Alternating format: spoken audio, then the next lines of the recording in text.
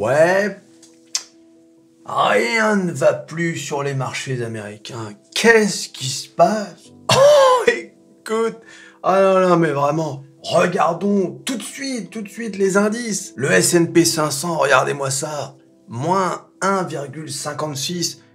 On est bien évidemment retombé. On a joué, t'as vu, hein, il ne veut pas passer les 4000. Tu as vu comment il joue avec nos nerfs? 3999 l'autre jour, hier 3990. Il joue avec nos nerfs, d'accord? Regarde-moi ça. 3928 moins 1,56. Cette courbe, alors bien évidemment, comme d'habitude, hein, toutes les courbes sont les mêmes. Et oui, le Dow Jones, alors là, regardez-moi cette claque. Moins 600 points. 600 points une journée. C'est très rare, ça. Hein. Très très rare, une claque pareille. Regardez-moi ça. Le Nasdaq, bon bah le Nasdaq. Hein. La drag queen. Oh bah là pour le coup, elle a été plutôt modeste. Mais oui, mais bon, on est quand même passé sous les 11 000. Et oui. Alors le pétrole, bah tiens, le pétrole s'est un peu écroulé, tiens, en fin de journée. Hein, qu'est-ce qui s'est passé avec le pétrole qui avait atteint les 80 $? Il y a quand même l'ouverture de la Chine avec la fin du zéro Covid. Donc normalement, ça devrait maintenir le prix du pétrole, même le faire augmenter. Ah, qu'est-ce qui se passe? Voilà, bon. Alors, pourquoi le marché américain est vraiment morose? Hein, j'ai fait un tweet aujourd'hui pour dire... Comment? Vous n'êtes pas abonné à mon Twitter? Ah, c'est pas possible. Ce n'est pas possible. Abonnez-vous, regardez. On est combien aujourd'hui? C'est le compteur quotidien. Regardez aujourd'hui, on est 621. Qu'attendez-vous pour nous rejoindre? Regardez, 621. Aïe, aïe, aïe. Et donc, le tweet dont je parle, c'est décidément le marché US n'arrive pas à décoller. Et pourtant, il suffirait d'un rien. Quel poète! Aïe, aïe, aïe! Arrête aussi! Alors, qu'est-ce qui s'est passé aujourd'hui? D'abord, on a eu des données économiques. D'accord? On a eu le PPI, Producer Price Index, c'est-à-dire l'indice des prix à la production, qui a baissé. Important ça. Hein? Regardez, PPI, voilà, moins 0,5.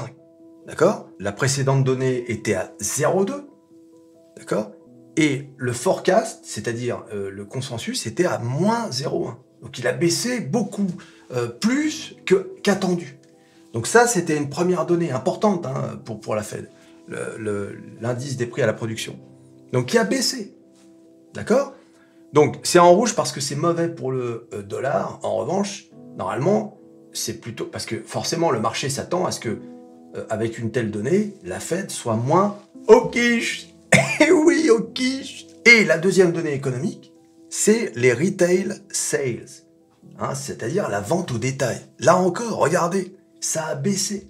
Donc pourquoi c'est en rouge? Parce que là encore, c'est une donnée qui est pas bonne pour le dollar, hein, et qui est favorable d'ailleurs à l'euro. Pourquoi? Parce que là encore, c'est un indicateur qui montre que l'économie va pas bien. Voilà. Il commence à avoir des grains de sable. Et donc, tout cela va dans le sens d'une politique moins au quiche de la Fed. Ce qu'on appelle un atterrissage en douceur. En gros, les marchés aimeraient bien s'attendre à une hausse, s'il doit y avoir hausse des taux d'intérêt, et il y aura hausse, à une hausse de 0,25 plutôt que 0,50. Mais, et il y a un gros mais, et c'est pour ça que le marché a baissé. C'est que deux directeurs de la Fed, hein, et en particulier James Bullard, le Chief Executive Officer de la Banque fédérale de Saint-Louis. Hein, alors lui, il est très au quiche. Voilà. Eh bien, lui, qu'est-ce qu'il a dit? Qu'il fallait continuer la hausse et qu'il fallait arriver à 5,1%. Et donc, il y a une autre directrice, Chief Executive, cette fois-ci de Cleveland, Loretta Mester, qui elle a indiqué qu'il fallait même monter jusqu'à 5,25%. 5,25%. Donc, comme tu peux le voir, en fait, alors que le marché s'était dit « Ah oui, tiens, des données économiques qui pourraient faire plier un peu la Fed », eh bien, le discours de ces deux chief executives eh bien, va dans l'autre sens. Alors, bien évidemment, vous allez me dire « Oui, mais qu'a dit Jérôme ?» Il a rien dit, Jérôme. Eh oui. Et la parole, c'est Jérôme, bien évidemment. Mais bon, là, ça donne une indication. Et il envoie ses sbires. Alors, attention, ne paniquons pas. On n'est pas... on est encore, on va voir sur les graphiques. Mais c'est pas non plus...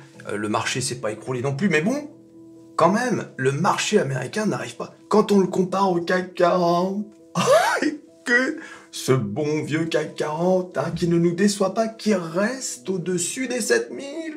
Eh oui, on est bien. Alors le CAC 40 aujourd'hui, bon, il a fait 0,09%, donc autant dire qu'il a fait 0. Hein. Il n'a pas bougé, mais c'est quand même incroyable de voir que on est toujours dans le vert. Et il aurait pu faire un petit rouge. Non, non, on est toujours dans le vert. Eh oui. Et d'ailleurs, LVMH était dans le vert aussi aujourd'hui. Hein, alors, c'était pas du plus 2%, mais on est toujours dans le vert. Incroyable, hein. On se maintient. Alors, il y a eu une rumeur que la BCE allait renverser la tendance et donc devenir moins hawkish, c'est-à-dire commencer à freiner la hausse des taux d'intérêt. Et résultat, l'euro qui vraiment on allait aller vers cette résistance là qui est à peu près à 1,09, et ben s'est effondré. Hein, regardez, c'est terrible. Hein. Et oui. Et oui, parce que pourquoi l'euro s'effondre quand on apprend que eh ben c'est le même truc qu'avec le dollar, mais à l'inverse, puisque là c'est l'euro. C'est-à-dire que la monnaie n'aime pas quand les banques centrales sont trop soft. L'euro, par exemple, sera toujours plus haut si la BCE est hawkish. De même que plus la Fed de Jérôme est hawkish, plus le dollar montera. Hein, c'est l'histoire de l'argent cher. Hein, on veut pas une monnaie faible, on veut une monnaie forte. Et c'est là que, regardez, hein, cet effet est dévastateur quand même. Une seule rumeur et bing, le dollar a rechuté sous les 1,08. Et oui, ça pardonne pas. Alors, bien évidemment, avec cette chute extraordinaire du Dow Jones, bah regardez, hein, sur les graphiques, c'est terrible. C'est vraiment terrible. Hein. Vous allez voir. Ce qui est bien avec les graphiques, c'est que on voit tout de suite, visuellement, l'impact. Tu vois, si tu montes comme ça, ah bah tiens, le Dow Jones a perdu 600 points. Ah d'accord. Et sinon, qu'est-ce qui se passe? Voilà. Regarde. Donc là, je vous avais dit, hein, la fameuse zone support-résistance, hein, dont on n'arrive pas à sortir. Par rapport au CAC 40, regardez le CAC 40, on en est sorti, regardez. Hein. Et ben le Dow Jones, lui, non, il en est toujours pas sorti. En gros, si on devait faire une analogie avec le CAC 40, on va faire un petit dessin. Un petit dessin. Que vous aimez les petits dessins? Eh bien, le CAC 40, lui, il a fait ça. Voilà. Il est là, le CAC 40. Vous voyez? Eh bien, le Dow Jones, regardez ce qu'il a fait aujourd'hui. Et bing! Voilà. Alors, il est remonté ici, mais vous avez vu un peu? C'est-à-dire qu'il est aujourd'hui... Et puis, t'as vu, hein? J'ai rien touché hein, sur mon rectangle d'orange. Hein. Rien touché depuis des semaines et des semaines. Et ben, regarde. Tu vas voir un peu comment ça marche, la bourse. Tellement c'est précis. Quand je vous dis que c'est mathématique, il n'y a rien qui est dû au hasard. Regarde bien jusqu'où est descendu le Dow Jones. Voilà. Pile poil sur la zone basse du range. Et oui, alors, t'as vu un peu comment ça marche? Voilà, et il est remonté. Donc, quelqu'un qui faisait du trading sur l'indice Dow Jones, s'il avait vu que le Dow Jones avait touché cette ligne, eh bien, il a certainement dû, s'il avait shorté le Dow, il avait certainement racheté ses positions ici, ou s'il attendait un point de support, il avait certainement acheté le Dow ici et vendu juste avant la clôture. Pour celui qui fait du day trading, par exemple. Voilà, c'est incroyable hein, quand même. Et oui, c'est pour ça les gens qui me disent ouais, je leur dis non, c'est faux. Je te jure, sur Internet, t'as quand même des sacrés champions. T'as des champions, non? Tu te demandes comment ces mecs, ils sont pas multimilliardaires. Tu vois, les mecs, ils s'y connaissent en trading, ils savent tout faire. Tu vois, nous, ici, on a la modestie de dire, notre phrase préférée, c'est quoi? On ne sait rien. Et que, pour paraphraser les grands philosophes grecs, on ne sait qu'une chose, c'est qu'on ne sait rien. Voilà, ça c'est sûr, on le sait. Hein. Mais t'en as... Short le marché. Ou bien à l'inverse, achète-le si t'es persuadé. Voilà. Écoute. Aïe, aïe, aïe. Bon. Voilà, donc le Dow Jones qui est désormais, voilà, qui est là. C'est malheureux quand même. Donc, il faut remonter à nouveau. Il faut remonter, refaire les efforts. Vous vous rendez compte quand même? Regardez-moi ça. On avait fait l'effort de monter jusque-là. Et nous, voilà, redescendus ici.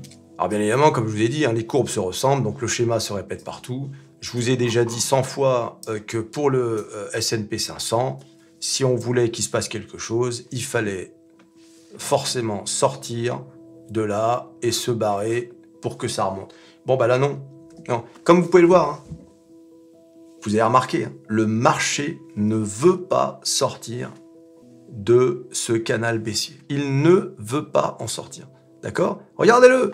Regardez-le. Là, il rebondit, il rebondit, il rebondit, et là, à nouveau, il rebondit. Il ne veut pas en sortir. Écoute, moi je vous le dis, il va en sortir. Et il va en sortir par le haut. D'accord? Voilà. Je vous le dis. D'accord? 2023 verra le S&P 500 remonter. On va finir par sortir de ce range par le haut. Voilà. Hein, donc si ça se fait par le bas, bon bah vous me rappellerez cette vidéo. non, mais c'est sûr. Je le sens que ça va monter. Ça va monter. D'accord? C'est tout. Hein? Alors, on est à combien du all-time high? C'est ça la question aussi. On est à combien de all-time high? Le all-time high? Arrête aussi. Il met lui. Ah oui, on est quand même à 21%. On n'y est pas encore. Mais de toute façon, le but, c'est pas forcément le all-time high. C'est de sortir de ça. De sortir de cette zone pour créer un momentum, pour qu'il se passe quelque chose, qui est une dynamique, vous comprenez? Le marché va finir haussier, j'en suis convaincu. L'année 2023 va être haussière. Et oui! Voilà, le CAC 40 montre la voie. La France montre la voie. La France. Comme disait Louis de Funès, tu sais, j'adore quand il fait ça. Aïe, Louis de Funès, c'est la France. Arrête aussi. Ah non, mais vraiment, je veux dire. Incroyable, ça. On entend que toi, ici. Le Nasdaq, la drag queen. Alors, elle, c'est très simple. Hein. Voilà. Elle est dans son range depuis fin septembre et elle n'en sort plus. Voilà. Bon, elle est bien. C'est vrai qu'il y fait chaud dans ce range. Il y fait chaud dans ce range. Hein. Regardez. Voilà. Donc, on est venu taper en haut du range et on vient descendre, bien évidemment. Pourquoi on en sortirait du range? On est bien dans ce range. Aïe. Alors, la question c'est, est-ce que là, on va bien descendre ici, et commencer à ranger vers le haut, comme on a fait ici, tu vois? Mais t'as vu, hein? Ça, c'est quoi, ça? Vous vous souvenez de ça? Ça, c'est le discours hawkish de Jérôme. T'as vu un peu le coup dur qu'il nous a fait, Jérôme? C'est fou, hein? Un discours de Jérôme, et regarde-moi ça. T'as vu un peu? Eh oui! Mais bon, le marché, il a dit, on remonte, hors de question. Voilà, donc là, moi, c'est pareil, je vous dis, je suis optimiste. Voilà, on range en haut, et là, vous avez vu, on a baissé après le range. Et ben moi, je vous dis, la prochaine fois, ça va remonter. Alors, peut-être pas nécessairement la prochaine fois, mais en tout cas, en 2023, ça finira par remonter. Est-ce que ce sera en février, mars, cet été, en novembre? Peu importe, ça va remonter. Voilà, c'est comme ça, c'est tout. Alors, le Nasdaq est quand même dans un cas particulier. Si je dois me planter dans ce que je vous dis depuis tout à l'heure, ce sera sur le Nasdaq. Pourquoi? Parce que le Nasdaq, malheureusement, il a beaucoup d'arbres qui cachent la forêt. Apple, Microsoft, etc. Microsoft, qui au passage, d'ailleurs, je fais une parenthèse, a décidé donc de licencier 10 000 personnes. Si vous étiez sur mon Twitter, vous le sauriez. 10 000 personnes, voilà, parce que les perspectives de vente de PC ne sont pas bonnes et le cloud non plus. Donc là, c'est pas bon du tout pour Microsoft. Hein, comme vous le savez, c'est ma valeur préférée. Hein, c'est voilà, bon bah, Microsoft ne va pas bien. D'ailleurs, de tous les GAFAM qui ont explosé depuis le début de l'année, c'est celle qui a le moins explosé. D'ailleurs, c'est même pas qu'elle a explosé, puisqu'elle est en négatif depuis le début de l'année, en year to date. D'accord? Ce que je veux dire par là, c'est que le Nasdaq, il y a des entreprises dont personne ne parle, qui sont au Nasdaq, qui ont perdu 60, 70, 80, 90%. Et ces entreprises-là, elles ne pourront pas remonter au all-time high. D'accord? Il faudrait du 1000% pour qu'elles remontent au all-time high. Et c'est ça qui va empêcher le Nasdaq de monter aussi haut que ce qu'il était en novembre 2021. D'accord? Parce que même si Apple, Microsoft, tout ça, même si elles remontent au all-time high, je rappelle, hein, pour aller au all-time high pour certaines entreprises du Nasdaq, Meta, par exemple, ça va être dur. Hein? Je rappelle que c'était à 300, je crois, 380 $. D'accord? Aujourd'hui, avec Meta, on est à 100, 130, je crois. Donc on en est encore très loin. Donc le Nasdaq aura beaucoup de mal à retrouver les plus hauts en 2023. Et si le Nasdaq retrouve les plus hauts en 2023, alors là, ça veut dire que, waouh, ça veut dire que 2023 a totalement explosé, que tout le monde est euphorique, quoi. D'ailleurs, ce serait encore... ce serait même encore pire que l'euphorie de 2021. Ce serait du délire. Voilà. Pour l'instant, on n'en est pas là. Hein. Pour l'instant, il y a quand même, tu vois, hein, ça flotte aux États-Unis. Les marchés sont pas... On n'est pas encore dans ce... Je pense que peut-être faut-il atteindre l'inflation à 5%. Pour voir... enfin, pas l'inflation, pardon, le taux d'intérêt. Les taux d'intérêt de la Banque centrale.